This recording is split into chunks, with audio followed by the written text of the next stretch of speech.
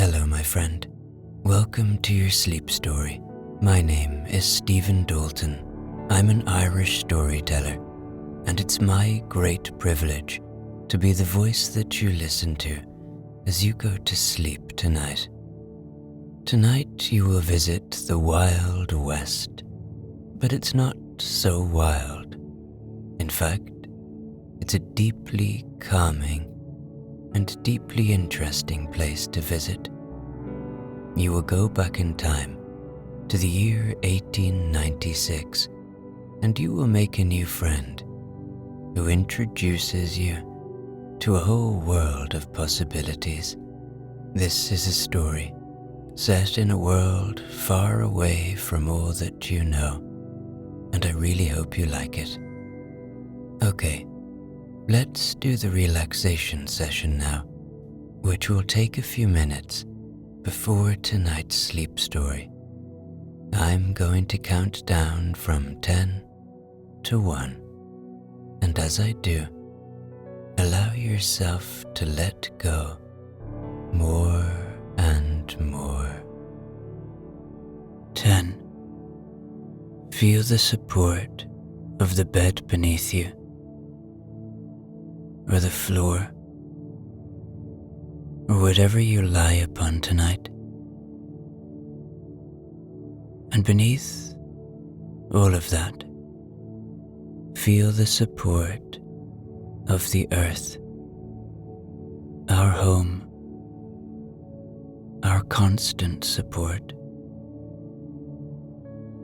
And as you become aware of what is supporting you, see if you can let go a little bit more now. Soften a little bit more now. Give in to this moment a little bit more now. 9. You are safe. Allow my voice to be an anchor of safety tonight. Know that my voice will only bring you to safe places. Allow my voice to be a friend, to be a voice of kindness, of trust, and most importantly, of safety. 8. Feel into your body now. Notice what's happening in your feet, in your lower legs, in your thighs, in your belly, in your chest, in your hands, in your neck and shoulders, and in your face. And if you're holding any tension or feeling any pain, see if you can let go a little bit more now. I know I always hold in my face. Just lighten the load now. 7. The day is done. Whatever has been, has been. Whatever will be, will be. Whatever thoughts you might be having about the day that was, or whatever thoughts you might be having about what is to come, they do not serve you now. They are not useful So just see them arrive when they do. Don't fight them. Just greet them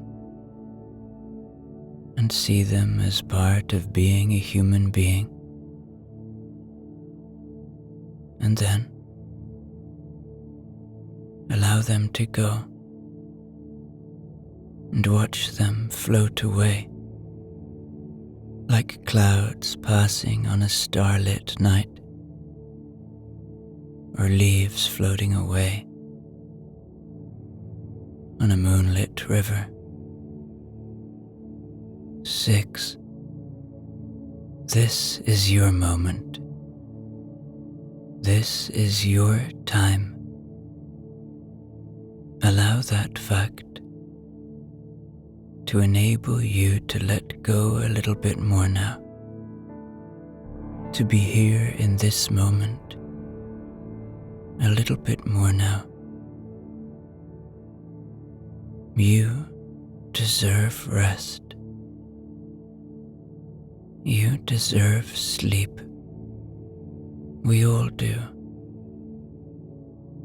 So just give yourself that gift tonight and allow my voice to be a part of that journey. 5. Perhaps allow a little gratitude now. Gratitude for the simple things, for the shelter you have tonight, for your breath, for your body,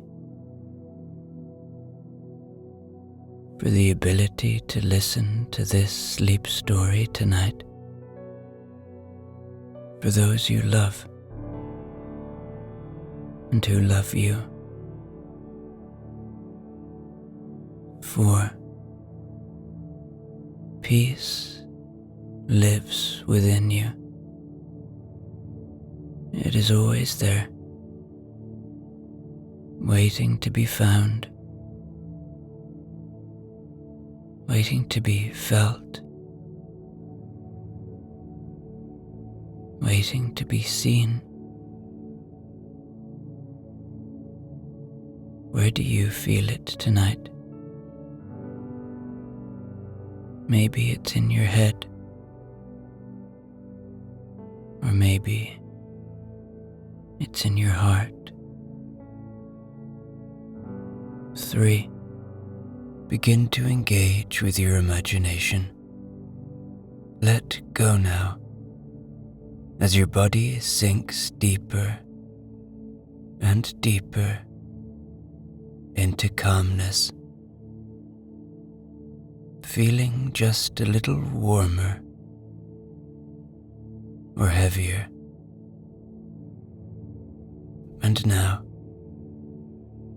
begin to picture a beautiful forest in your mind's eye, a misty, magical forest on a warm summer morning.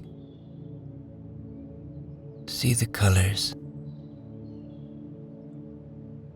See the filtered light. Smell the freshness, the healing scents of nature, the purity of it all. 2. Checking in with your body one more time now. It has worked hard for you today. It's time to give it rest. And 1. Completely letting go now, as I tell you tonight's sleep story. The year is 1896. You sit tall in the saddle of your trusty horse, galloping through the forest. the sound of hooves echo through the vast expanse of nature. Everything rushes past you, and you feel the cool morning air on your skin. You breathe in the earthy scent of the forest floor, the fresh moisture of the dew, and the spicy aromas of trees and plants. It's so peaceful here, so quiet and calm. After some time, the path widens a bit, and you stop at a crossroads marked by a weathered wooden post. A carved arrow points to the right, labeled Colter, a village hidden somewhere beyond the woods. You decide to follow the path, knowing it will surely lead to something interesting. It doesn't take long before the forest thins and gives way to open plains. Now you find yourself on a wide gravel road. In the distance, you can already make out the village, its simple wooden buildings standing in the sun. But the first signs of civilization are already visible. On either side of the road, old wooden fences enclose fields. Behind the fences, sheep and goats graze, their white and brown coats contrasting with the dry ground. The dusty road stretches straight ahead, leading directly to the village. Dust rises briefly under your horse's hooves before settling back down.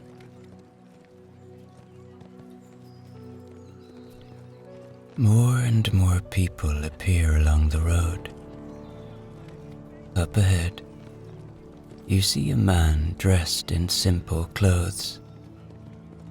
A straw hat shields him from the sun as he leisurely pushes an old wheelbarrow. As he approaches, he lifts his head, his eyes meeting yours, and he nods a friendly greeting before continuing on his way. Soon after, a wagon loaded with crates, sacks, and tools appears, pulled by 2 strong horses. A bearded man sits on the driver's bench, and beside him, his loyal dog surveys the surroundings attentively. The man raises a hand in greeting as the wagon passes, kicking up dust once again under the horse's hooves.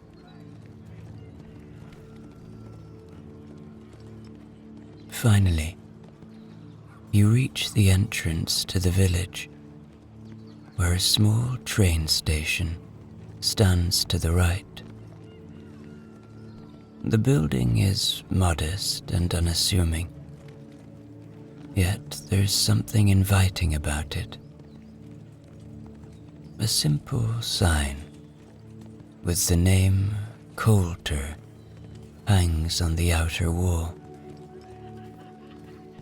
The low platform is made of rough wooden planks, and to the left, tracks stretch out over the gravel road. Just as you're about to cross the tracks, you hear a whistle in the distance, announcing the arrival of a train. The sound grows louder, and you glance left as the train comes into view. The steady clatter of wheels is now audible, and you pull your horse to a gentle stop. The animal's ears twitch attentively, and it snorts softly. The locomotive appears first. Thick, black smoke billowing from its chimney, forming dense clouds that drift into the blue sky. The metallic sheen of the engine gleams in the sunlight. Behind it, the carriages follow, one after the other. As the train passes, you catch glimpses of passengers through the windows. In one of the first compartments, you see a woman wearing a fine, cream-colored hat adorned with ribbons and feathers. She sits upright, her hands folded in her lap, gazing out the window. Judging by her elegance, she's likely from a larger city. In another compartment, a group of men, probably workers, sit together. Their sun and wind-weathered faces, rough clothing, and lively gestures as they talk and laugh suggest they might be from a remote location. Perhaps railway construction sites or mines farther west. A few carriages down, you spot a family. The mother cradles a sleeping child on her lap, while the father gazes out the window, his hand resting protectively on his wife's shoulder. They look weary, but there's something hopeful in their eyes, as if they're on the brink of a new beginning. Carriage after carriage rolls by, each carrying people from different corners of the country.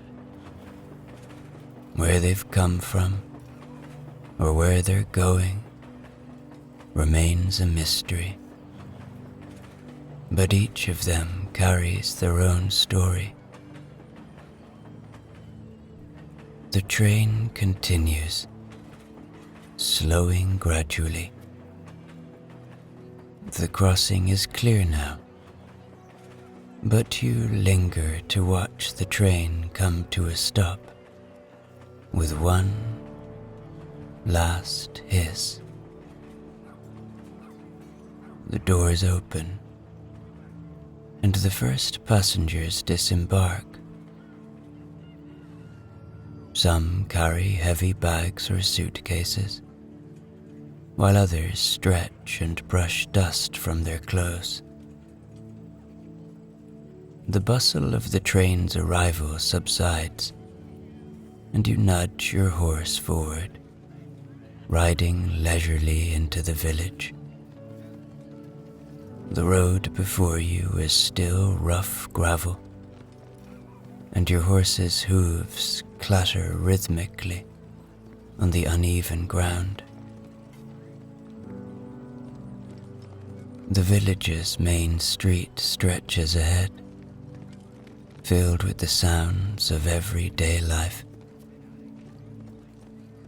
On either side stand simple wooden houses, most with porches where rocking chairs sit. Some shutters clatter lightly in the wind, and the sun-bleached facades show the passage of time. Outside a small general store, a few villagers chat with each other. A boy runs laughing down the street, waving a wooden stick, with a dog chasing after him. Nearby, a horse-drawn wagon stacked with hay bales rolls past, loose straw dangling from its sides. A little farther along, an older man sits on the porch of a house, puffing on his pipe, watching the street's activity with quiet contemplation. Dust swirls as the wind sweeps across the street, occasionally mingling with the distant sounds of hammers and saws. Yet life in the village feels slow and almost drowsy, even as new arrivals check into the inns. The sun climbs higher, beating relentlessly down on the weathered wooden houses. Outside the saloon, marked by a wooden sign that reads "Drinks and Rooms," a few horses are tied to the hitching posts. The saloon's swinging doors creak slightly as a few men enter and exit. Thirst begins to nag at you, so you guide your horse toward the saloon. Dismounting, you tie your horse to an empty post. The animal snorts softly, and you pat its neck reassuringly before letting it rest in the building's cool shadow. You glance down the street once more. Life in the village goes on, but your throat feels parched from the dust. With determined steps, you head toward the saloon's swinging doors, where cool shade and a refreshing drink await. A cool breeze greets you, a welcome reprieve from the dry heat outside. The room is dimly lit, with narrow beams of light streaming through dusty windows. Your boots creak on the worn wooden floor, blending with the murmur of conversations, the clinking of glasses, and the cheerful melody of a piano. The saloon isn't large, but it's bustling with activity. Men in worn shirts and hats sit around round tables. Some are playing cards, others nursing glasses of whiskey, as life outside the saloon doors fades into the oppressive heat. You make your way to the bar and settle onto one of the hard yet sturdy stools. The bartender, a middle-aged man with a mustache, wipes a glass and nods at you. "What'll it be?" he asks, not pausing in his task. You order a glass of water, and without fuss, he places it in front of you. The glass beads with cool condensation. You take a deep sip, the refreshing liquid soothing your parched throat. As you sit there, your eyes wander across the saloon. It is 1896, a time when the West is still wild, though no longer untamed. The days of the frantic gold rush are fading. Cities are growing, and the land is beginning to settle. Yet, in these remote villages, you can still feel the breath of the past. The people in the saloon reflect that time. You notice men returning from labor in the fields or mines. Some drink in quiet solitude, lost in thought, while others engage in animated conversations or heated card games. At one table sits a man in a crumpled shirt, his sleeves rolled up, a cigar held lazily between his fingers. He glances up briefly and nods at you before returning to his game. His face bears the marks of a hard life in the West, but there's a softness in his eyes, a flicker of hope, or a fleeting dream of a better tomorrow. Suddenly, you feel someone settle onto the stool beside you. It's an older man, his face weathered, his grey hair tousled. He pushes his hat back and glances at you briefly, before signaling the bartender for a glass of water. Without looking directly at you, he murmurs as if speaking to himself. "Times change fast, don't they? Back then, there was hardly anything here. Just land and hope." His voice is deep, but gentle, almost wistful. You take another sip of your water and nod slightly, letting his words sink in. The people here may not be heroes or legends of the West, but each carries something within them, each shaped by the time and dreams that the endless horizon promises. The older man takes a sip of his water and sets the glass back on the bar with care.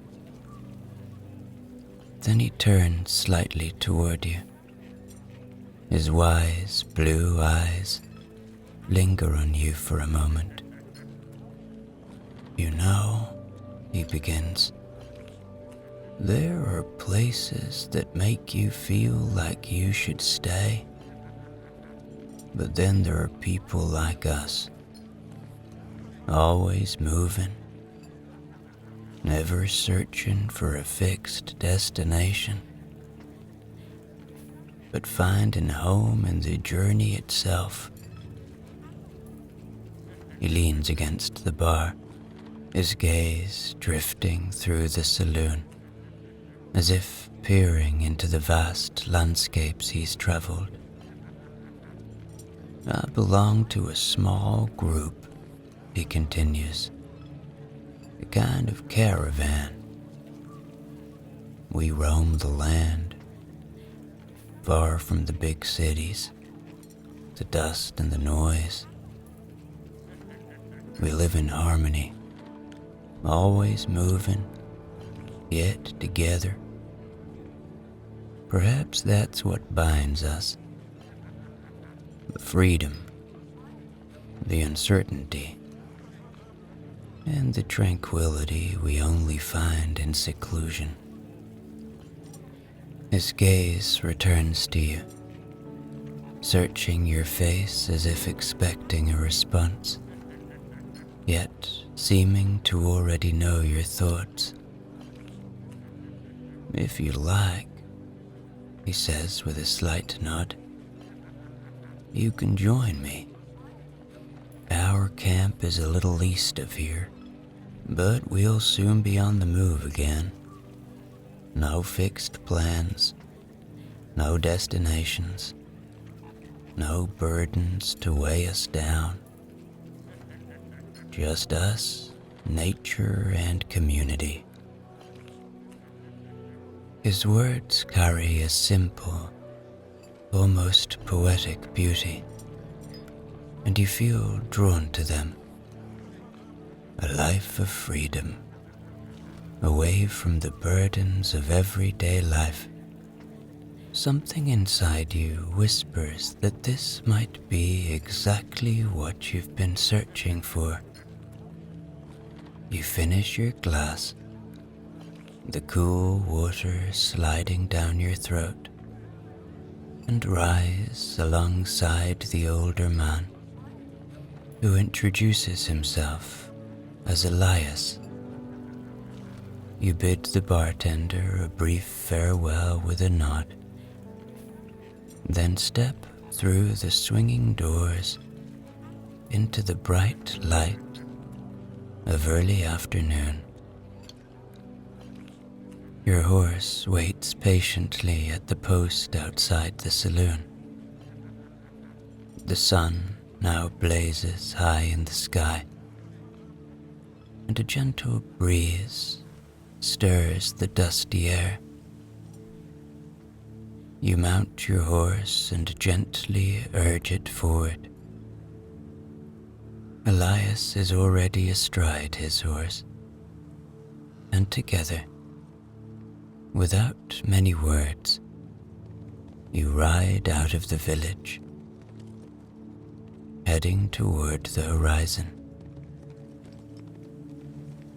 The sounds of the village fade behind you, and the path opens into the vast, though sparse landscape. Rolling hills and fields stretch out before you. You feel the world around you expand, freedom reaching out to embrace you. You feel alive, the fresh wind brushing your face.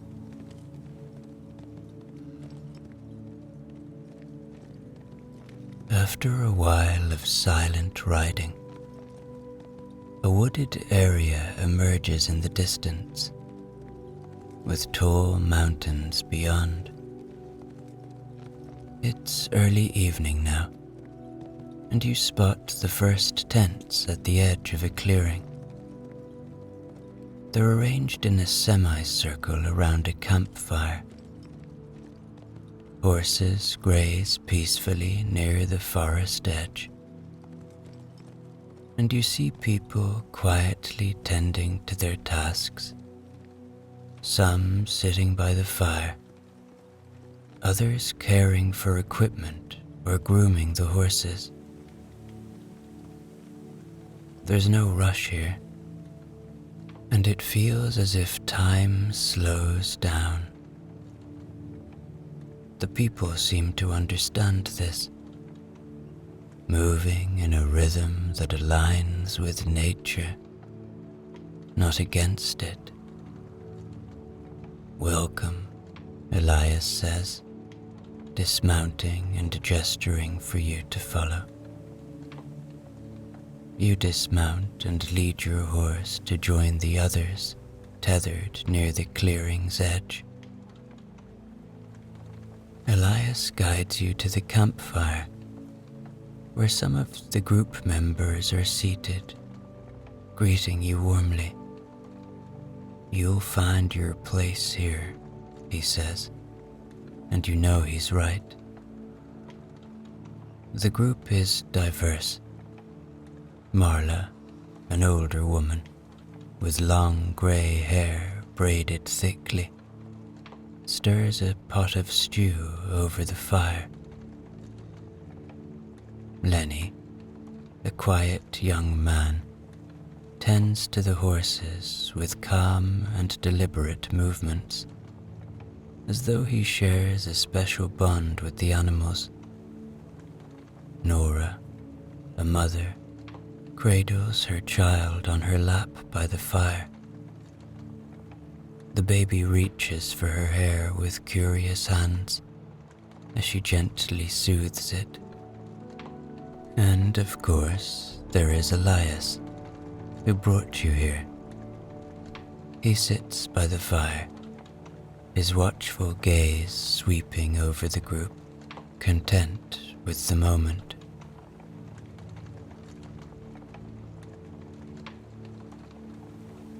The sky deepens into a rich blue as the first stars appear, and you share an evening meal together.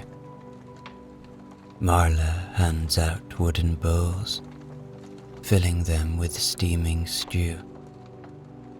The aroma of fresh herbs and vegetables fills the air as you sit around the fire. The crackling of flames blends with the soft sounds of nature, and the warmth of the food spreads through your body. The atmosphere is peaceful and familial. After the meal, the group relaxes. The fire flickers, sending occasional sparks into the cool night air. You look around the circle, observing the faces of people around you. There's a deep sense of connection here, yet an unspoken question lingers over you. What role will you play in this community? Everyone seems to have their place. Marla with her nurturing care, Lenny with his quiet work with the horses, Nora showing her child the world with love, and Elias, who leads without commanding. You wonder what your contribution will be, but feel certain you'll find an answer soon. As the night grows late, the group begins sharing stories. Their voices are animated. You hear about their travels, places they've seen and the people they've met. Some stories sound almost mythical, while others are filled with hardship. They speak of rivers winding through vast valleys, forests stretching endlessly like oceans, and bustling cities they've passed through. It grows late. You look up at the sky, where the stars shine brightly above. You feel so close, almost within reach, yet untouchable. The night sky stretches out like an endless sea, and you feel a profound peace mixed with a gentle fatigue. Elias rises and approaches you. Without many words, he shows you to your tent for the night. It stands at the edge of the clearing. Here you can rest, he says.